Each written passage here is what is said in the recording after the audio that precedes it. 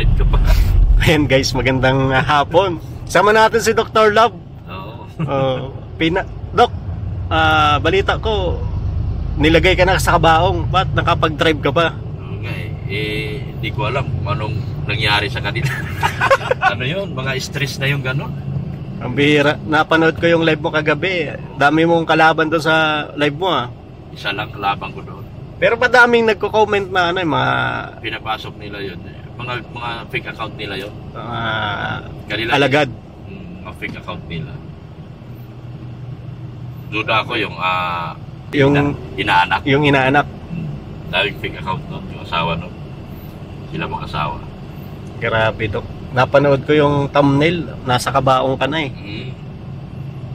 Ano, kinakantahan ko na ng Magdi kita. Patay na yun, gabi. Nabuhay pala. Nabuhay? Nabuhay pala sa sobrang inis yun. Grabe, nasiraan pa to. Oo, sobrang inis yun. Ako iinisin nila, hindi wala man akong ano. Ako yung taong alam ko na kasasatakan dito sa social media. Grabe ang banat mo sa kanila tong kagabi, Dok. Parang hindi makain ng ano. Hindi ba makain? Pero marami kasing nagtatanggol sa'yo. Marami, mga sponsor na US. Tapos ang nabasa ko doon, mali-mali daw spelling kahit Tagalog na. Ano mo yun, Dok? Paano nakarating ng Italia yun, Dok, sa tingin mo? Sa totoo lang, may nakakwentuhan ako na isang kumari niya. Ano yan isang kasambahay lang yan. Siya? Mga OFW. Yeah. Tapos, sige, yung amo ay parang nag-migrate sa Italia. Kaya siya napunta ng Italia. Alam nyo naman, ayoko yung salitang salitang sabihin, kasambahay na lang. Kasambahay na lang kasi medyo hindi masakit na salita. Kasambahay. Pero siya ay dating kasambahay na napunta sa na dyan sa Italia. At siyempre, sinama na ng amo. Alam ko mga kwento dyan Nakapag-asawa. Tapos nakachamba. Dapat din niya ginagamit yung mga ganong yung panlalamang sa kapwa, yung makatulong ka, isusumbat mo. Gayong yung taong tinutulungan mo, wala mang natanggap doon sa wala mang video. Dapat sana may video sa ipakita doon. Natanggap ko yung niya. Wala man. Si Busrap nga, ang laki na binayaran niyo. Wala man ako narinig na sumbat mula kay Busrap. Ang laki na binayaran niya. Halos kalahati binayaran ni Kalinga Prab yun. Hindi man nanumpat siya. Nakapagbigay siya. Nagpakilala siyang sponsor. Payaman na sponsor. Dapat panindigan mo yun. Oo. Kasi nung na yan, may mga taga-US nanonood doon sa kanyang pinagagawa. Nakahiya. Nakahiya. Dahil nagyapang siya, pinagyapang niya yung mga gold niya, pinagyapang niya yung mga sasakyan niya. Hindi man dapat. Dapat magiging proud tayo dahil narating natin yun. Inano siya ni Tita Susie doon na bakit ba? Nag-post si Tita Susie Nag-post. Ng Tesla? Range Rover. Ay! Grabe, sabi niya kagabi Tesla lang. Ba't may Range Rover na? May dalawa sa kanya, may Tesla siya, may Range Rover. Grabe. Sabi nga Tita Susie, hindi natin ipagmayabang kung ano mang meron tayo. At yan ay dito sa ibang bansa. Kung maganda ang credit mo, yung credit limit mo, maganda sa sa'yo. Sa US daw kasi hindi daw uso ang cash ang bilihan, puro daw credit card, kumbaga parang loan. Credit. Hindi natin ipagmayabang yan kasi wala ka sa Pilipinas. Baka hindi mo mabili sa Pilipinas yung mga ganang unit na yan. Kung hindi ka contractor. Kung hindi ka contractor, di mo mabibili sa Pilipinas yan. Yan ang katotohanan yan. Yan ang sinasabi ko. Ngayon, alam ko inis na inis sila sa akin dahil ako kasi pagdating sa palahuraan, napapalahura talaga ako sa mga words na ginagamit ko lang. Galit na at niligay ka na baga sa kabaong. Nasa kabaong na ako. Ibig sabihin, guilty ka. Kasi lahat ng mga viewers doon, naaway mo na. Oo. Saan ba yun? Ayan yun sa loob. Oo. Tapat na tong simbahan eh. Tapat ito simbahan. Hmm. May hinanap kami guys. Na, 2,000 dito. nagmamanihan kami. Manihunting kami, manihan. Yan. Andyan sila yun, oh. Andito ba siguro? Kaso wala yung sasakyan. Baka nakaalis na. Baka nandito sa kabila. Baka sabihin, ikot tayo. Yan. Yun ang sinasabi. Pumasok siya sa live ko. Alam niyang hindi siya kalingap, anti-kalingap siya. Hindi pinagtawanan siya, pinaglaruan siya. Ano naman talaga, parang sa nakikita ko, sinto-sinto naman talaga siya. Kumbaga hindi na normal. Hindi na normal yung pinagsasabi niya. Yung ganong... Kung ikaw nasa social media, lahat ng sinasabi mo, dapat pinag-iisipan mo yan. Kung nararapat pa. Katulad ng mga binibigay ko, ang binabanat ko, binabalik ko lang yung mga sakit na salita dun sa kanila. Oo. Oo. Kumbaga yung banat mo eh... Yung mga banat ko, gaano kasakit yung pinaparamdam mo sa akin, gano'n din ang ibabalik ko sa'yo. Totoo yan. Kung ano yung ginagawa sa'yo, binabalik mo lang. Binabalik ko lang. Pero kaya ni galit, wala akong galit sa kanila. Di ako marunong magalit. Marunong ako mambalahura. At sanay na ako sa ganyang kalakaran. Yung, alam ko yung pagpasok ito sa social media, alam ko na mayroong mga tao nagiging pabor sa akin, mayroon din mga taong hindi pabor sa akin. Ganun ang katotohanan niya. Pero mas lamang yung pumapabor sa akin at binibigyan pa tayo ng pinakamagandang biyaya sa pamamagitan ng pabahay. Totoo. Higit na higit sila doon sa pabahay. Hinahamon ko nga siya sa kung talagang mahal mo yung inaanak mo, Pabahayan. pabahayan niya. Magkano? 5 million. 5 million. Totoong kung totoong mayaman siya. Oo. Yung sponsor ko hindi man to taga US, hindi to taga Amerika. Dito lang to sa Pilipinas. Hindi taga Italia. Pero kaya magpatayo ng bahay na 5 milyon. Balita ko, dadagdagan mo pa yung 5 milyon na yun. No? Dadagdagan pa. Kasi binibili pa namin yung lahat ng lote sa katabi. Dadagdagan pa yung bahay, dugtungan pa yung bahay. Tataasan pa. Tataasan pa. Dahil preparation yan doon sa 19th birthday ni Beyonce. Grabe. Yun ang katotohanan. Hindi dapat sila magmayabang. Kasi kung wala rin lang naman silang iyayabang sa sarili nila, saka ang pagiging sponsor, hindi natin pinangalandakan yan. Asa na kaya sila? Wala na yata. Wala man sila dyan. Wala na yung sasakyan. Ano bang hahanapin daw? Sino bang hanapin? Si Kalinga Prap? Oo. Baka nakaalis na. Baka nasa loob lang. Tara, punta natin. Tingnan natin si yung gwardiya. Kilala naman siguro si Kalinga Prap niya. Itanong mo. Ikaw magtanong kasi viral to. Yung manihan tipos rap, hinahanap mo. 2,000 yun guys. May patay magpito. Wait lang guys, tanong lang. Sayang, dinabutan ni Kuya. Marami palang pumunta. Friends na. Ha? Nagpanik na yung mga viewers lahat sa ginawa ni Malo. Ano na to? Baliw na ito. Baliw na ano? Oo.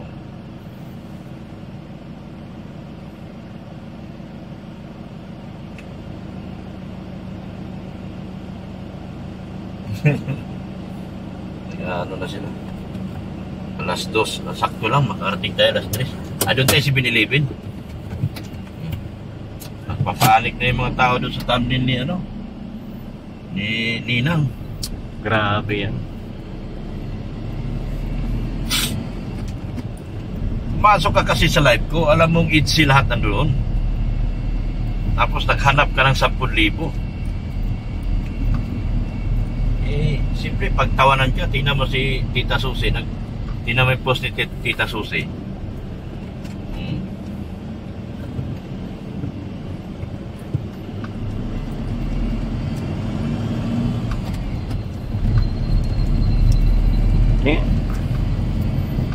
Grabe.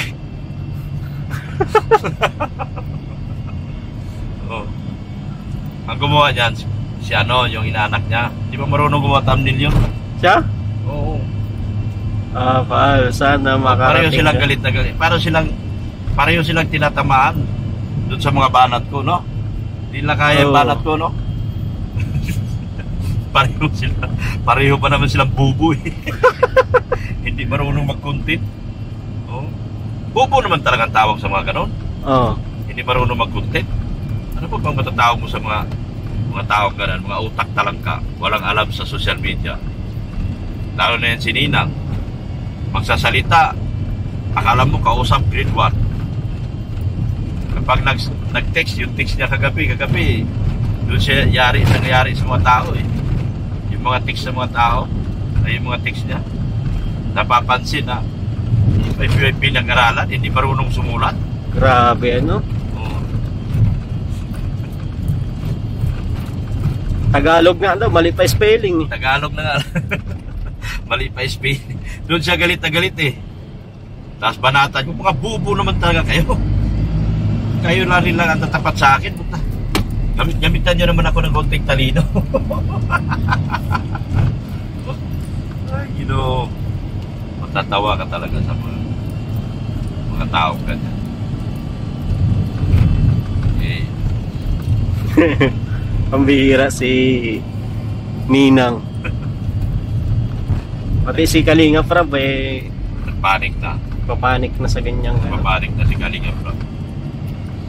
Dahil masyado na raw sabi ko, mahirap din naman magkaso tayo sa mga tao na sa Italia. Pero subukan ko rin ikonsulta sa private lawyer talaga. Idadaan na lang sa private lawyer siguro. Kaso matrabaho kasi, kailangan ko ng malaking pera dyan. Kasi ang filing kasi pag private lawyer, 20,000. Oo. Filing pa lang yun. Pero titignan lang natin anong pinakamaganda dyan kasi hindi na niya may deny yan eh. Hindi na niya may deny eh. Tsaka may mga screenshot. May mga screenshot. May naka-save na ng video. Dami na nakasave ng video niya kaya hindi na niya may deny yan. Subukan natin yan. Pero ako kasi as much as possible ayaw ko ng talaga eh kasi sa totoo lang abala sa trabaho. Pero kung magawa ng paraan na kasuhan, pwede siguro. Hindi na ako nadaan doon sa cyber libel ganyan. Hindi na. Diretso na, sa private lawyer ka na. Kasi pag private lawyer, may file mo kagad yan. Mukha na ba akong patay? Mukha na ba akong patay? Ano na yan? Sobrang stress yan doon sa nangyari sa kanya kagabi. Kaya gumawa na ng ganyan. Bakit man kasi siya pumasok doon sa live mo alam mo naman na hindi siya kalingap. Hindi naman siya welcome doon. Tapos sila ng viewers ko. Pangalawa, puro US yung nandoon. Puro taga-ibang bansa lahat yung nandoon. Dahil madaling araw na. Alauna na yun eh. Alauna. Anong ginagawa niya doon? Akala siguro kaawaan siya ng mga viewers dahil siya daw ay nagbigay na 10,000 doon sa pagpagawa ng sakyan ko. Na hindi ko naman nahawakan. Siya daw ay nagbigay. Hindi mo naman alam. Hindi ko naman alam yun kung paano. Dahil na natanggap kong pera, buo na. Kung malay ko ba kung kaninong pera yun. At yung buo na yun, diniritso ko bayad sa bayad doon sa Mitra. Sa pagkawaan. Malay ko ba? Buo na yung pera na hawakan ko. Grabe guys. Tapos yung lahat ng kulang, sinagot ni Kalinga Prab. Ano ba? Tapos hahanapan mo yung taong walang alam doon sa ginagawa mo. Di ba? Kung meron man siyang kausap, yun ang kausap niya, habulin niya. Di ba? Sino ba dapat habulin niya? Sino bang pinadala? Kausap niya. Yung pinadala niya. Yung pinadala niya, kung kanino niya may pinadala. Kasi ang napunta sa akin, diretsong malaking halaga na. Grabe guys. Ang malupit na bakbakan ni Ninang at ni Dr. Love ay lalong nagliliyab. Nagliliyab siya sa bawat Sabi nga niya, pupunta raw siya dito sa Daet. Kahit naman pupunta siya dito sa Daet, ano tingin niya, harapin ko siya. Sino ba siya? Importante. Hindi naman siya VIP sponsor. Isa lang siyang hamak na siya lang siyang hamak na With regards to mga VIP sponsor, no? Hindi naman siya karespi-respitong tao. Ako, lahat ng tao nire-respeto ko, pero pag ganyan ang taong pag-ugali, na masahol pa sa hayop ang ugali, hindi ka makatikim sa akin ng respeto. Dahil, binababoy mo ako eh. Diba? Punta siya sa dait. Haharapin niya raw ako. Sino pa siya para harapin ko? Kung hingi siya na appointment sa akin at magpa-picture siya sa akin, pupuntahan ko siya. Oo. Dapat dumaan mo na sa Secretary of Defense. Dumaan mo na sa'yo. Ikaw, Ninang, kung pupunta ka rito, makipag-ano ka muna. Makipag-coordinate ka muna sa akin. Coordinate ka muna kay Bulong. Kung haharapin kita. Mayaman ako eh. Malay mo, ipapatay mo ako. Milyonaryo ako. Totoo. Mas mayaman pa ako sa'yo. 5 million bahay ko. Bahay mo, lamang 5 million. Galit na naman yan. Bahay mo. Wala pang 5 million na. Wala pang 5 million. Sus Maria. Lalo na yung bahay ng inaanak mo. Hulugan. Pag-ibig. Pag-ibig. 25 years to pay. O baka 30 years pa. Row house pa. Sus Maria. Row house ang bahay ng inaanak mo. 30 years to pay. Patay na yung inaanak mo. Hindi pa mabayaran yan. Totoo yan. Sus, sino bang... Dapat pagawa niya ng bahay. Yun nga ang hamon ko sa kanya. Yun din ang hamon ng mga sponsor. Kung talagang mahal niya yung inaanak niya at sobrang mahal niya, ipagawa niya yung bahay na worth 5 million. Kaso ang problema, yung lote 32 square meter lang. 5 floor. Yan lang naman ang lote ng row house eh. 32 hanggang 36. Pinakamalaki na yung 40. Pinakamalaki na yung 40 sa row house. Paano yan makaabot ng 5 million? Baka mamatay na lang yung inaanak mo, di pa makakatira sa bahay ng milyones yan. Buti pa ako nakachamba. Buti pa ako nakachamba sa mga sponsor. No? Di ba? Yan ang tinatawag na minsan may tsamba din ang buhay ng tao. Huwag lang tayo manlamang. Kung totoong mahal mo yung inaanak mo, pagawaan mo ng milyon na pabahay. Baka yung bahay mo, mas mahal pa yung bahay ko eh. Bahay mo sa Pilar. Kita ko bahay mo sa Pilar. Tag-ano lang yun. Ayaw ko magsalita. Pero, hamon kita Ninang. Pagawa ka ng bahay dito, worth 5 million dito sa dait. Ahanga ako, tapos patirahan mo dyan sa inaanak mong mahirap pa sa daga. Timawa, mahirap sa daga. Diyos ko. Diba? Grabe. Dok, ang mahirap nito, Dok, sa sunod na live niya, nandun ka na sa Panchong. Hindi, nasa Kabaong na ako eh. Nasa Kabaong, ipapasok ka na doon. Hindi, baka nasa langit na ako. Baka nasa langit na ako. Ako na yung nagbibindisyon sa kanya. Kailan ka ba mamamatay nila? Inaantay ka na ni Satanas. Dapat sa inyo dalawa kayo magninang. Sinusunog sa apoy ng umaapoy na asupre sa impyerno. Doon sila galit.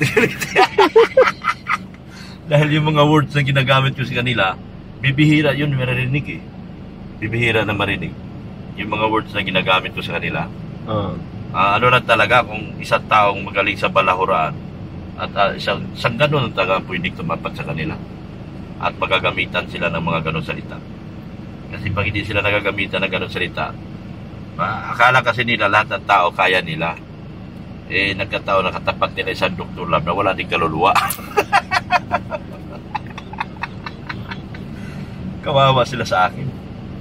Ayan guys. Abangan nyo, live ni Ninang.